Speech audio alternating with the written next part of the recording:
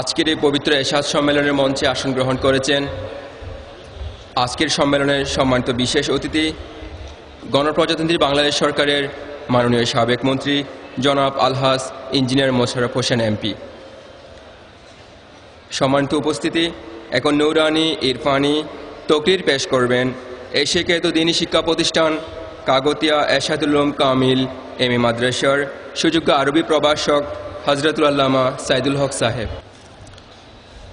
الصلاة والسلام عليك يا سيدي يا رسول الله. الصلاة والسلام عليك يا رحمة للعالمين.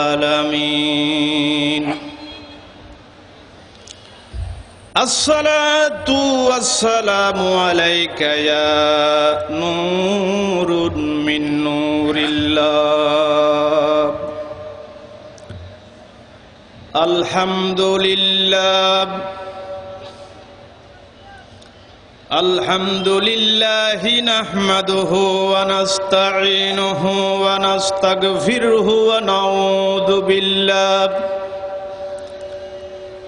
ونعوذ بالله من شرور أنفسنا ومن سيئات أعمالنا. من يهده الله فلا مضل له ومن يضلله فلا هادي له. ونشهد أن لا إله إلا الله وحده لا شريك له. ونشهد أن سيدنا ونبينا ومولانا محمدا عبده ورسوله الذي أرسله بالحق بشيرا ونذيرا وداعيا إلى الله بإذنه وسراجا منيرا. فقد قال الله تعالى في كلامه المجيد وفرقانه القديم: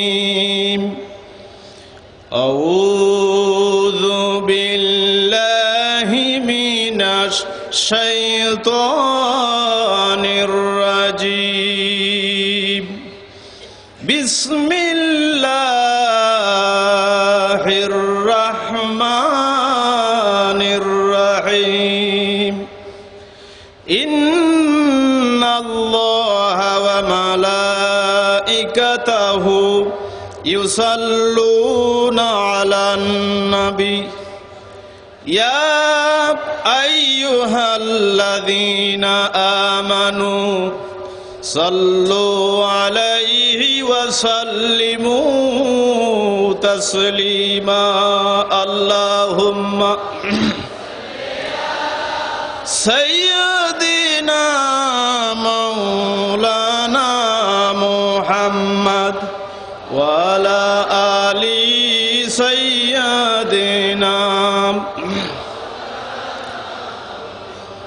بلغ العلا بكماله كشف الدجى بجماله حسنت جميع خصاله صلوا عليه. इशारे से चांद चिर दिया छुपे हुए खुर्शीद को पर दिया. गई हुई दीन को असर किया ये ताबुआ तुम्हारे लिए. बलगल उला बिकमालिही कशफत दुजा बिजमालिही हसनत जमीउ हसालिही. सल्लु अलैहि सलातुन या रसूल अल्लाह अलैकुम सलामुन या खालिके कुल तथा समस्त विश्वेर स्रष्टा আল্লাহ রব্বুল আলামিনের স্যাটিসফাই করা সংগঠন কুল কায়নাতের মালিক বিশ্বনবী মুহাম্মদ রাসূলুল্লাহ সাল্লাল্লাহু আলাইহি ওয়াসাল্লাম যে সংগঠনকে কবুল করেছেন, গৌস পাক আব্দুল কাদের জিলানী রাদিয়াল্লাহু তাআলা আনহু যে সংগঠনের সাহায্যের জন্য সদা সর্বদা প্রস্তুত থাকেন, সেই পুরা দুনিয়া তথা 18,000 কুল কায়নাতের সারা জাগানো আধ্যাত্মিক সংগঠন মুনিরিয়া যুব তাবলীগ কমিটি বাংলাদেশ কর্তৃক আয়োজিত আজকের এই ঐতিহাসিক এশাদ সম্মেলনের সম্মানিত সভাপতি জনাব মেজর আলহাজ শেখ মোহাম্মদ জামশেদ হুসাইন সাহেব, আজকের এই ঐতিহাসিক এশাদ সম্মেলনের সম্মানিত প্রধান মেহমান, যার জন্যে আপনারা সবাই এসেছেন, আমরা এসেছি, শুধু মানব জগৎ নয়, আকাশের পাখি থেকে শুরু করে কুল কায়নাতের মহলুকাত আজকের এই মাহফিলের দিকে মুতওয়াজ্জিহ হয়ে বসে আছেন। সেই অলিকুল সম্রাট, জামিউল কামালাত, হাবিউল হাসানাত, কামিউল বিদআহ, হামিউস সুন্নাহ, মুনাব্বিহুল গাফিলিন আনিল মানাম, হুজুর শেখ সৈয়দ গৌসুল আজম মাদ্দাজিল্লুহুল আলী, আজকের এই ঐতিহাসিক নূরানি জলসার সম্মানিত বিশেষ মেহমান, পীরে তরিকত, হাদিয়ে দ্বীন ও মিল্লাত, কাশিফু আসরারিল হাকিকা ওয়াত তরিকা, হুজুর কিবলায়ে আলম দামাত ফুয়ুজুহুমুল কুদসিয়া। মঞ্চে তশরিফ ফরমাচ্ছেন অসংখ্য উলামায়ে কেরাম, অসংখ্য বক্তাবৃন্দ, উলামায়ে আহলে সুন্নাহ, বিভিন্ন সরকারি অফিসার বৃন্দ, আমার সামনে উপস্থিত লাখো জনতার দল, ছোট্ট বড় সমবয়সী বন্ধু বান্ধব, সম্মানিত মুরব্বীরা, পর্দার আড়ালের সম্মানিত মা এবং বোনেরা, আসসালামু আলাইকুম ওয়া রাহমাতুল্লাহি ওয়া বারাকাতুহু। সম্মানিত উপস্থিতি, অত্যন্ত সংক্ষিপ্ত আকারে আপনাদের সম্মুখে আমি আমার বক্তব্য সাবমিট করব ইনশাআল্লাহ তাবারাক ওয়া তাআলা। আল্লাহ পাক হচ্ছেন রহমান, তিনি হচ্ছেন অতীব দয়ালু, তিনি হচ্ছেন রহিম। তিনি দয়া করে মেহেরবানি করে এই কপাল পোড়া জাতির জন্য কি না করেছেন, সব তো তিনি আমাদেরকে ইহসান করেছেন। আপনি যদি একটু চিন্তা করেন, গবেষণা করেন, রিসার্চ করেন, আপনি দেখতে পাবেন, দুই চোখ খুলে সামান্য একটু চিন্তা করলে পরে আপনি বুঝতে পারবেন আল্লাহ রাব্বুল আলামিন তিনি কত বড় ইহসান, কত বড় দয়া আমাদেরকে করেছেন।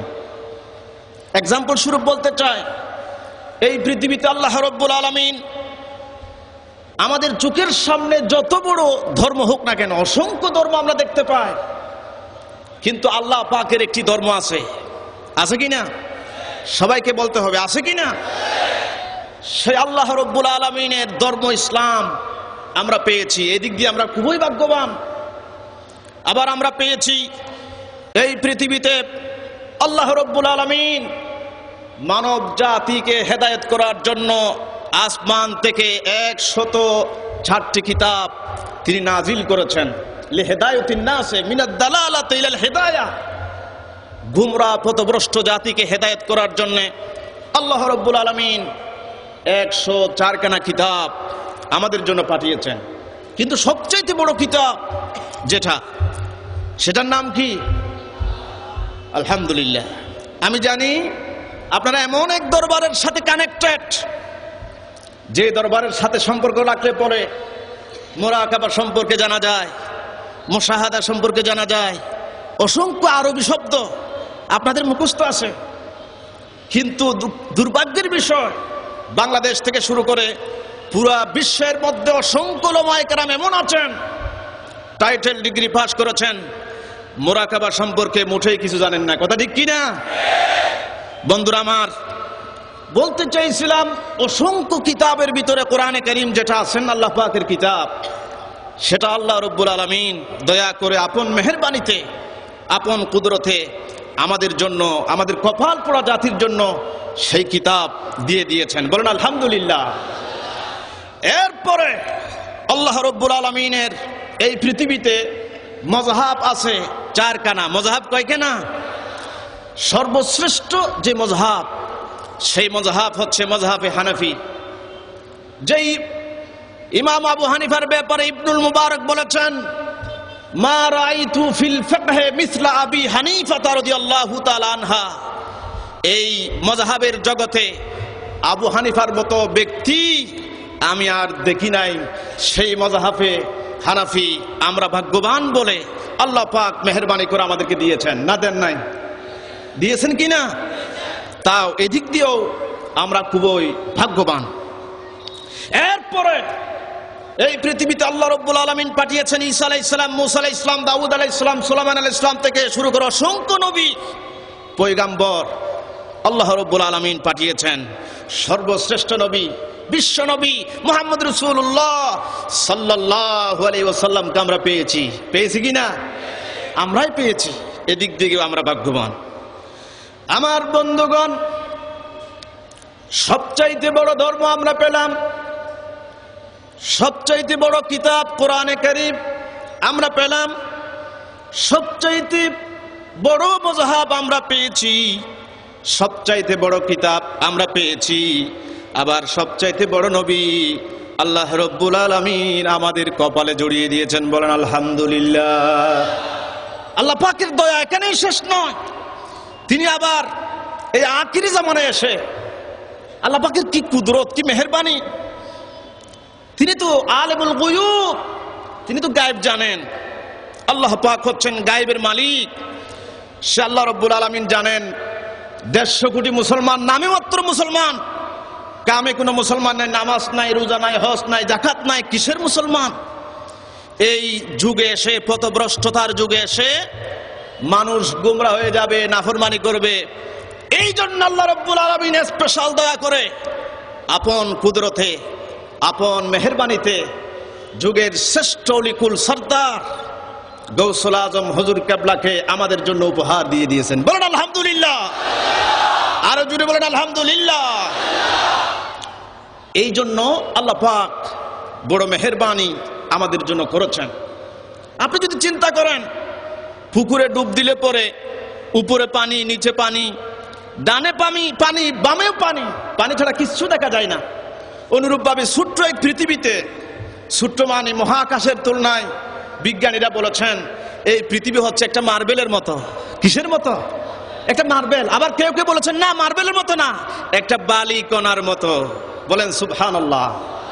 গৌসুল আজম শুধু এই বালিকণার সাদৃশ্য একটা পৃথিবীর জন্য আসেন নাই, পুরা কুল কায়নাত 9টি গ্রহ, 48টি উপগ্রহের জন্য আল্লাহ রাব্বুল আলামিন গৌসুল আজম সিলেক্টেড করেছেন। বলেন আলহামদুলিল্লাহ। বন্ধুরা আমার, এই জন্য বলতে চাইছিলাম, এই পৃথিবীতে আল্লাহ পাকের মেহেরবানি ছাড়া আর কিছুই দেখা যায় না।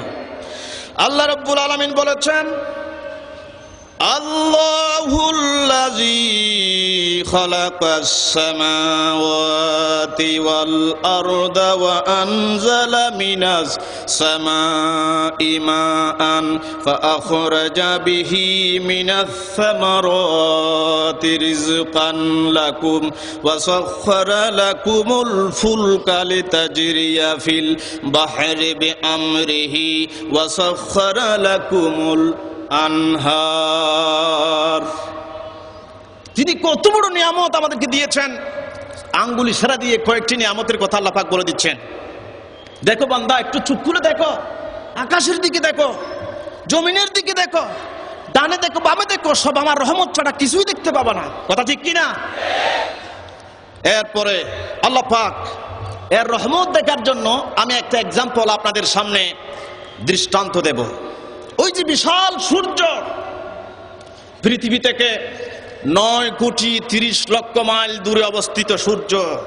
বিজ্ঞানীরা বলেছেন ওই সূর্যের পুরো আলো আমরা পাই না। 200 কোটি ভাগের 1 ভাগ মাত্র আলো আমরা পৃথিবীবাসী যারা আছি তারা পেয়ে থাকি। মাত্র 200 কোটি ভাগের 1 ভাগ আলো। আল্লাহ পাক নির্ধারিত একটা জায়গার মধ্যে সূর্যকে রেখে দিয়েছেন। দেখেন কি অবস্থা, বিজ্ঞানীরা বলেছেন সূর্য যদি সামান্য কয়েক ডিগ্রি নিচে নেমে আসে, পৃথিবীর কোনো প্রাণী থাকতে পারবে না, গরমের জ্বালায় টিকতে পারবে না, মারা যাবে। কত বড় রহমান আল্লাহ পাক দেখেন।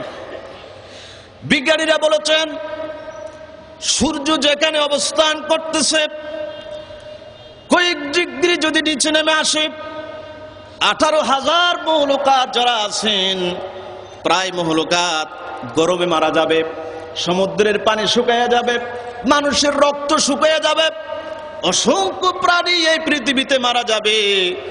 এই জন্য আল্লাহ রব্বুল আলামিন নির্ধারিত একটা জায়গার মধ্যে সূর্যকে রেখে দিয়েছেন, বলেন আলহামদুলিল্লাহ। বিজ্ঞানীরা আলো বলেছেন এই সূর্য যদি সামান্য কয়েক ডিগ্রি উপরে উঠে যায় তাহলে পৃথিবীর মানুষ এমন ঠান্ডা পৃথিবীতে বইবে, ঠান্ডার জ্বালায় মানুষ থাকতে পারবে না। এই জন্য আল্লাহ রব্বুল আলামিন বলেন নির্ধারিত একটা জায়গার মধ্যে সূর্যকে আমি রেখে দিলাম। সুবহানাল্লাহ। রব্বুল আলামিন বলছেন ওয়াশ-শামসু তাজরি লিমুস্তাকাররিন লাহা যালিকা তাকদীরুল আজিজিল আলীম।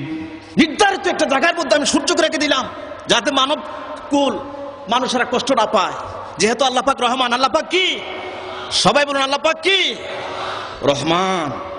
এত বড় রহমান আল্লাহ পাক নিজেই বলছেন বান্দারে ওয়া ইন তাউদ্দু নি'মাতাল্লাহি লা তুহসুহা ইন্নাল ইনসানা লাযালুমুন কাফফার।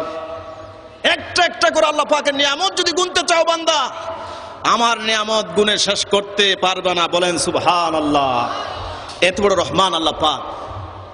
সে আল্লাহ রব্বুল আলামিন আবার মুমিনদের জন্য স্পেশাল রহমত করেন। কাদের জন্য? মুমিনদের জন্য। আল্লাহ রব্বুল আলামিন বলছেন হুয়াল্লাযী ইউসাল্লি আলাইকুম ওয়া মালাইকাতুহু লিয়ুখরিজাকুম মিনাজ যুলুমাতি ইলান নূর ওয়া কানা বিল মুমিনিনা রহিমা। মুমিনদের জন্য আল্লাহ রাব্বুল আলামিন স্পেশাল কিছু রহমত বাজেট করে রেখেছেন। তাহলে তার রহমতের দরজা বন্ধ নাই, সব সময় খোলা। তার রহমত আমরা সব সময় দেখতে পাই। কিন্তু একটা কথা আছে, এই রহমতের জন্য মুস্তাহিক কারা, পাওনাদার কারা? কারা আল্লাহ পাকের রহমত পাবে যথাযথভাবে, পুরাপুরি ভাবে 100 কারা আল্লাহ পাকের এই রহমত ভোগ করতে পারবে? আল্লাহ রাব্বুল আলামিন বলেছেন দুইটা শর্ত আছে। কথা ভালো করে বুঝতে হবে। কয়টা শর্ত? সবাই বলুন কয়টা শর্ত? দুইটা শর্ত যদি, কন্ডিশন যদি আদায় করতে পারো তাহলে আকাশের দরজা, রহমতের দরজা, জমিনের বরকতের দরজা তোমাদের জন্য আমি খুলে দেব, বলেন সুবহানাল্লাহ। এক নম্বর হচ্ছে ঈমান। এক নম্বর কি? দুই নম্বর হচ্ছে তাকওয়া। দুই নম্বর কি? ঈমান আর তাকওয়া। এই দুইটা সম্পদ যদি বান্দা তুমি অর্জন করতে পারো আল্লাহ পাক, তাহলে কি হবে? আমাদের সাথে ওয়াদা দিচ্ছেন।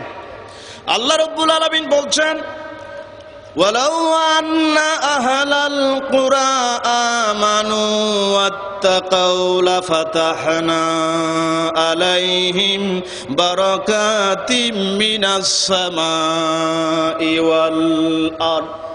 আল্লাহ পাক বলছেন বান্দারে দুইটা নিয়ামত যদি অর্জন করতে পারো, আকাশের জমিনের সব বরকতের দরজা তোমাদের জন্য মুক্ত খোলা, বলেন সুবহানাল্লাহ। বন্ধুরা আমার, আজকে পুরা দুনিয়ার দিকে যদি আপনারা দেখেন 150 কোটি মুসলমান বর্তমান বিশ্বে আছে। অবাক লাগে, 150 কোটি মুসলমান। এই 150 কোটি মুসলমানের ভিতরে এই যে ঈমান আর তাকওয়া আছে কিনা তার টেস্ট করতে হবে একবার। আমি সেই টেস্ট এখন করতেছি। দেখুন বিশ্বের মধ্যে 150 কোটি মুসলমানের মধ্যে কেন মার্কা বুশ আজকে কেন মুসলমানদের গায়ে ঠুকা মারতে পারে, গোসা মারতে পারে, লাথি মারতে পারে? তার কারণ কি সেটা আমাদেরকে খতিয়ে দেখা একবার দরকার আছে।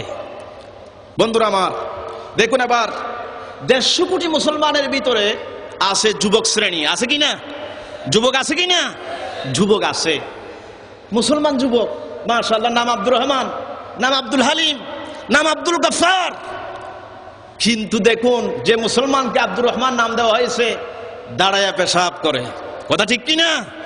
সবাই বলুন ঠিক কিনা? দাঁড়ায়া পেশাব করতেছে মুসলমান, নাম মুসলমান। শুধু দাঁড়ায় পেশাব না, মদ, জুয়া, আড্ডা থেকে শুরু করে সব বর্তমান যুবক শ্রেণী যারা আছে তারা করতেছে। কেন আমরা মার খাচ্ছি? আমি সেটা বলতেছি। এই জন্য 132 বছর আগে আল্লামা ইকবাল রহমতুল্লাহ আলাই বর্তমান যুবক শ্রেণী যারা মুসলমান আছে তাদের একটা চিত্র, একটা স্ট্রাকচার তিনি আমাদের জন্য অঙ্কন করেছেন তার জবাবে শেকওয়া নামক কিতাবের মধ্যে। আল্লামা ইকবাল বলেন, ওয়াদা মে তুম হু নাসারা তামাদ্দুন মে হানুদ, ওয়াদা মে তুম হু নাসারা तमद्दुन में हनूद, ये मुसलमान है जिन्हें देख के शर्माए यहूद।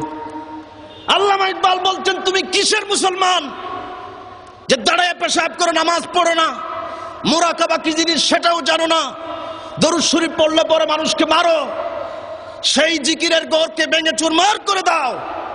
আল্লামা ইকবাল আমাদের জন্য একটা চিত্র 132 বছর আগে অঙ্কন করেছেন। বলেন আলহামদুলিল্লাহ। ইহুদিরা পর্যন্ত তোমাদেরকে দেখে আশ্চর্য হয়, কেমন মুসলমান আপনারা। 150 কোটি মুসলমানের কথা বলতেছে, আপনাদের কথা না, আপনাদের কথা পরে আসতেছে। আপনারাও তো যুবক, কথা ঠিক কিনা? কাগতিয়া আলিয়া গৌসুল আজম দরবার শরীফের মহান মুর্শিদ গৌসুল আজম তার গৌসিয়তের পাওয়ার দিয়ে কোটি কোটি যুবক শ্রেণী যারা গঠন করেছেন তারাও যুবক। দাঁড়ায়া যারা পেশাব করতেছে, আপনার ভাই, আপনার বোন পুরুষদের সাথে আড্ডা দেয়, ভার্সিটি ইউনিভার্সিটি ক্যাম্পাসে গুনগুন করে পাহাড়ের ভিতরে, মনে হয় যেন পাখি। না, পাখি না, সেই জুড়ে জুড়ে তারা জুট বাঁধার পরে কি যেন করতে চায়। অসংখ্য যুবক গুমরা হয়ে গেছে। এরপরে আমার বক্তব্য সংক্ষিপ্ত হবে, এই জন্য আমি লম্বা চড়া কথা বলতে পারবো না। এবার আসুন, এক শ্রেণীর পীর 150 কোটি মুসলমানের ভিতরে আছে না? নাই? আছে।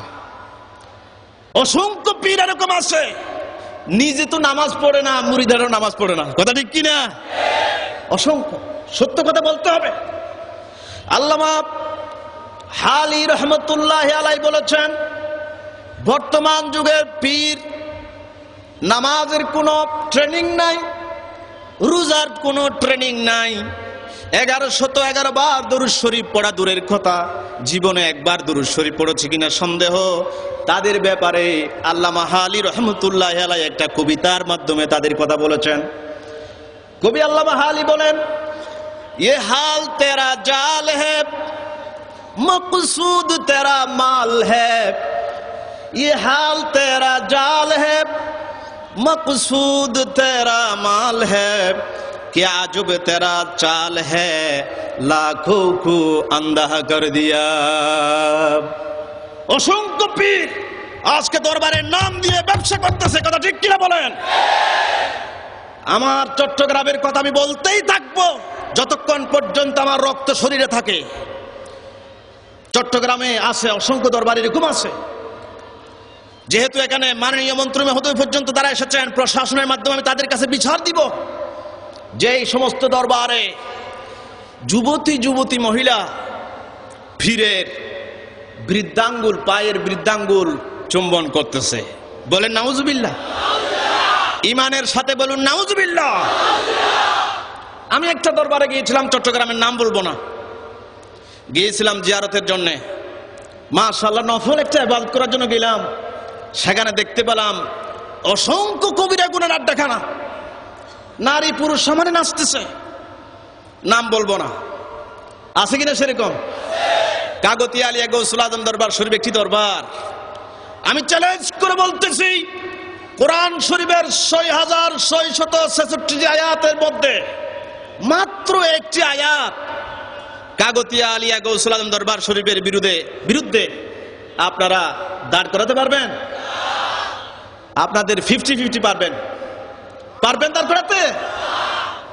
মাশাআল্লাহ, সে কথা পরে আসতেছে। আগে তাহলে 150 কোটি মুসলমানের ভিতরে যুবক শ্রেণী গুমরাহ, অসংখ্য মেজরিটি পীর শ্রেণী, পীরের নাম দিয়ে ব্যবসায় লিপ্ত, সেরকম পীরও আমরা দেখতে পেয়েছি। তাহলে বোঝা যাচ্ছে আল্লাহ পাক রহমতের জন্য যে কন্ডিশন দিয়েছেন তাকওয়া আর ঈমান, মুসলমানদের মধ্যে সেটা নাই।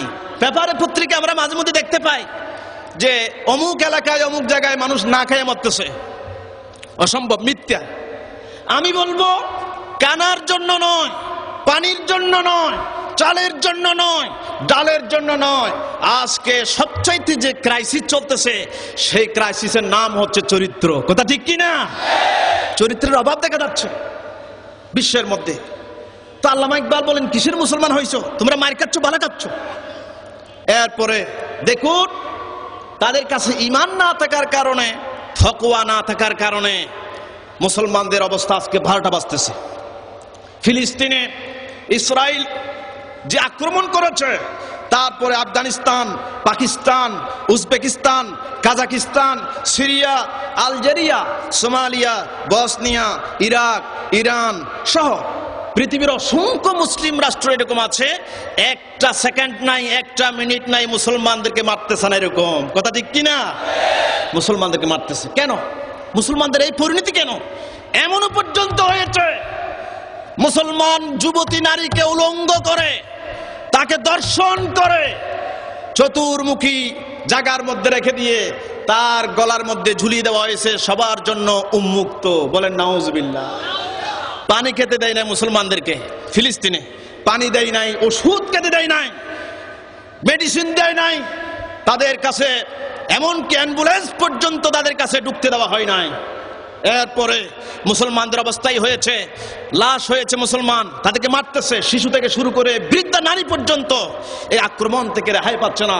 সেই আক্রান্ত এলাকায় সাহায্য পর্যন্ত তাদের কাছে যেতে দেওয়া হয় নাই। কথা ঠিক কিনা? সবাই বলুন ঠিক কিনা? বন্ধুরা আমার, কেন? মুসলমানদের তো এরকম অবস্থা হওয়া দরকার ছিল না।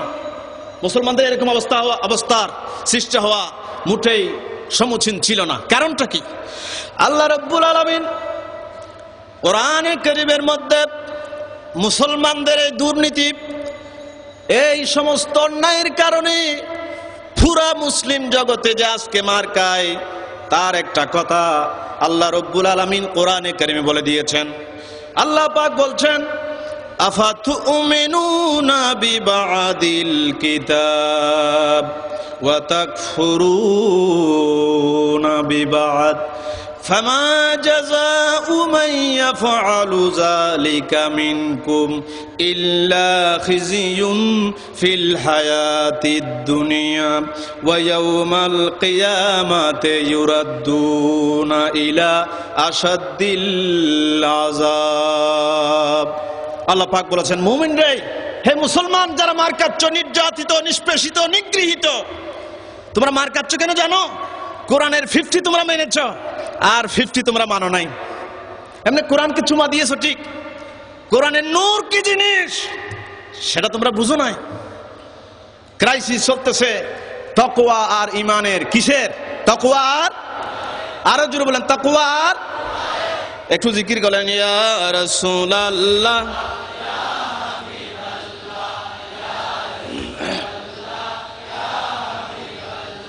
ইয়া রাসূলুল্লাহ, ইয়া রাসূলুল্লাহ। আজকের লাখো মুসলমানদের কাছে আমার একটি প্রশ্ন থাকবে, মুসলমানদের উপরে এই নির্যাতন, এই ষড়যন্ত্র, এই যে গজব শুরু হয়েছে, ফিতনা ফাসাদ শুরু হয়েছে, এই ফিতনা ফাসাদ থেকে আপনারা বাঁচতে চান? কারা কারা চান? দু হাত উঁচু করেন।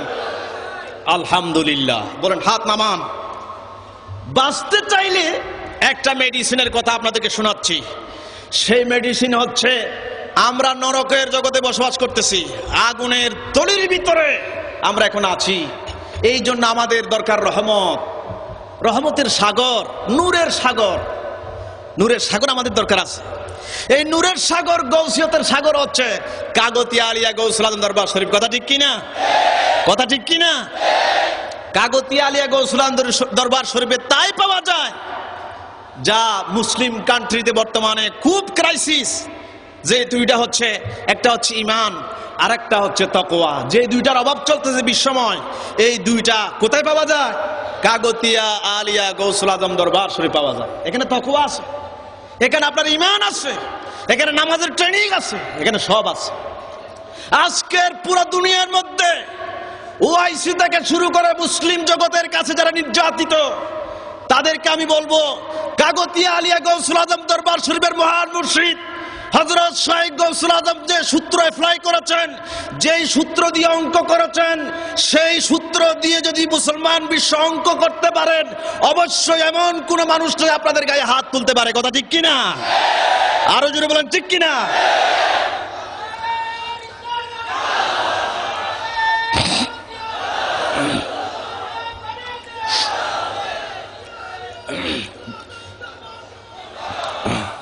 যে ক্রাইসিস চলতেছে, ইমানের ক্রাইসিস, তাকওয়ার ক্রাইসিস, কাগতিয়া আলিয়া দরবার শরীফে সেটা আছে না নাই? আমার বন্ধুগণ, আপনাদের কাছে আমি একটা কথা আবেদন করছি, সমুদ্র পাড়ি দিতে হলে আপনাদের জাহাজের প্রয়োজন হয়, কোনো কিছু যদি লিখতে চান কলমের দরকার হয়, আর যদি বৃষ্টির মধ্যে চলতে চান আপনাদের ছাতার দরকার হয়। অনুরূপভাবে মুসলিম বিশ্ব আজকে প্রত্যেক রাষ্ট্র দাউ দাউ করে আগুন জ্বলছে। এই আগুনকে নিবানোর জন্য আল্লাহ রাব্বুল আলামিন কোরআনে কারিমে একটি ওষুধ দিয়েছেন, যে ওষুধের নাম হচ্ছেন কাগতিয়ার মহান মুর্শিদ গৌসুল আজম। বলেন সুবহানাল্লাহ। আল্লাহ রাব্বুল আলামিন কোরআন শরীফে আমাদেরকে সে মেডিসিনের কথা দেখিয়ে দিয়েছেন। আল্লাহ পাক বলছেন, ওয়াবাশশিরিল মুমিনিনা বিআন্না লাহুম মিনাল্লাহি ফাদলান কাবীরা। আল্লাহ রাব্বুল আলামিন বলছেন, মুমিনদের জন্য শুভ সংবাদ। তাদের কাছে হে নবী আপনি বলে দিন, তাদের জন্য শুভ সংবাদ হচ্ছে, নির্যাতিত নিষ্পেষিত মুসলমানদের জন্য শুভ সংবাদ হচ্ছে, তাদের জন্য আমি স্পেশাল একটা রহমত পাঠাইলাম, একটা ফদল, একটা অনুগ্রহ পাঠাইলাম। সে অনুগ্রহ হচ্ছে কাগতিয়া আলিয়া গৌসুল আজম দরবার শরীফ মহান মুর্শিদ হযরত শাইখ গৌসুল আজম। বলেন সুবহানাল্লাহ। তিনি এমন ওসিলা আল্লাহ পাকের, যে ওসিলার পাশে গেলে পরে আপনি নির্যাতন থেকে বাঁচতে পারবেন, নিষ্পেষণ থেকে বাঁচতে পারবেন, ইহকালীন শান্তি পাবেন, পরকালীন শান্তিও পাওয়া যায়। কথা ঠিক কিনা? কথা ঠিক কিনা? হযরত শাইখ গৌসুল আজম মাদ্দাজিল্লুল আলীর এই দরবার, এটা এমন এক দরবার, যেই দরবার হচ্ছে রহমতের বাগান। কথা ঠিক কিনা? এটা হচ্ছে নূরের এক সমুদ্র, এটা হচ্ছে গৌসিয়তের বিশাল এক বৃক্ষ, একটা গাছ, এমন গাছ যে গাছের মধ্যে বিশাল বিশাল ফল পাওয়া যায়, সুস্বাদু সুস্বাদু মজার মজার ফল এই গৌসিয়তের বৃক্ষের মধ্যে, গাছের মধ্যে আছে না নাই? একটা একটা বলবো, তবে লম্বা চৌড়া করে নয়, সংক্ষেপে বলবো। গৌসিয়তের এই গাছের মধ্যে সবচাইতে যে ফল পাওয়া যায়, বড় ফল, আল্লাহ পাক কোরআনে কারিমে বলেছেন, ইন্না রাহমাতাল্লাহি করিবুম মিনাল মুহসিনিন। আল্লাহ পাক বলছেন গৌসুল আজমের কাছে সবচাইতে বড় নিয়ামত হচ্ছে যেটা, সেটা হচ্ছে রহমতুল আলামিন নবী। বলেন সুবহানাল্লাহ। আছে কিনা? রহমতুল আলামিন নবী কাগতিয়া দরবারে আছে কিনা? অসংখ্য প্রমাণ আছে, বলার সময় নাই, একটা সংক্ষিপ্ত আকারে বলতে হবে। সেটা হচ্ছে একজন মানুষ, তার নাম হচ্ছে কাজী মোহাম্মদ আবু বকর চৌধুরী, তারপরে ঢাকা তার বাড়ি। গত 2002 সনে আমার কাগতিয়া আলিয়া গৌসুল আজম দরবার শরীফের খলিফায়ে গৌসুল আজম হুজুর কেবলার পিছনে বসে এশারের ওজিফা আদায় করতেছেন, দরুদ শরীফ পড়তেছেন। দরুদ শরীফ আছে? কাগতিয়া আলিয়া গৌসুল আজম দরবার শরীফ দরুদ শরীফ আছে? কম না বেশি? বেশি। খুব ছোট্ট ফিগারে, দেখতে একেবারে ছোট্ট, সাল্লাল্লাহু আলাইকা ইয়া মুহাম্মদ, সংক্ষিপ্ত, কিন্তু এর অ্যাকশন আটলান্টিক মহাসাগর থেকে আরো বেশি গভীর, আরো বেশি বড়। বলেন সুবহানাল্লাহ। বন্ধুরা আমার, দরুদ শরীফ পড়তে পড়তে প্রায় 10 কি 15 মিনিট পর্যন্ত তার বাসায় তিনি দরুদ শরীফ পড়েছেন। কাজী আবু বকর বলেছেন, আমি হুজুর কেবলার পিছনে বসে মুহাব্বতের সাথে দরুদ শরীফ পড়তে লাগলাম। চোখ বন্ধ করে আমার বিশ্ব নবী রহমতুল লিল আলামিন নবীকে সামনে হাজির মনে করে আমি দুরূদ শরীফ আরম্ভ করলাম। 10 কি 15 মিনিট পর আমি দেখতে পাইলাম হঠাৎ করে খাগতিয়া আলিয়া গৌসুল আজম দরবার শরীফের সেই মসজিদে বসে আমার বিশ্ব নবী রহমতুল লিল আলামিন নবী আমার সামনে 2 জানু হয়ে বসে আছেন। সুবহানাল্লাহ, বলেন সুবহানাল্লাহ। আমি রহমতুল লিল আলামিন নবীকে দেখে তাজ্জুব হয়ে গেলাম, অত্যন্ত আশ্চর্য হয়ে গেলাম। আমি আর ধৈর্য ধারণ করতে না পেরে ক্রন্দন করতেছিলাম। ওদিকে আমার নবী আমার দিকে দেখে দেখে তাবাসসুমার তিনি মুস্কি হাসি দিচ্ছেন। সুবহানাল্লাহ। এখানে সব পাওয়া যায়, রহমতের সমুদ্র, গভীর সমুদ্র, আটলান্টিক মহাসাগর তো আরো বেশি গভীর।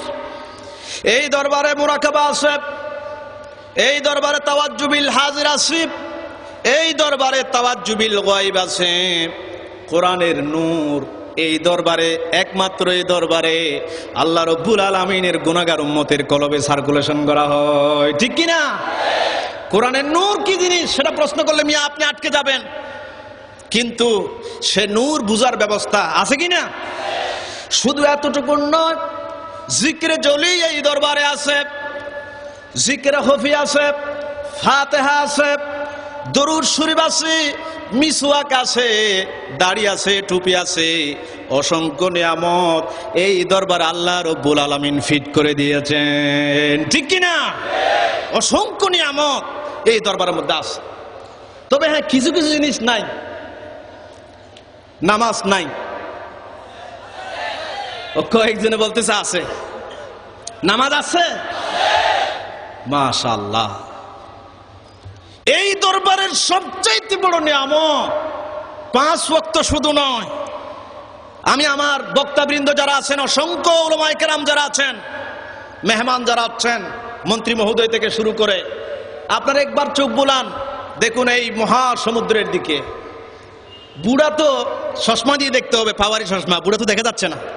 সব যুবক যারা দাঁড়িয়ে পেশাব করে, গাড়ি ভাঙচুর করে, মানুষকে পিটায়, মানুষ হত্যা করে, নাফরমানি করে, মায়ের বিরুদ্ধে নালিশ করে, এই রকম অফুরন্ত অসংখ্য যুবকদেরকে ধরে আমার কাগতিয়ার মহান মুর্শিদ কেবলা নামাজের ভিতরে দাঁড় করায় দিয়েছেন, ঠিক কিনা?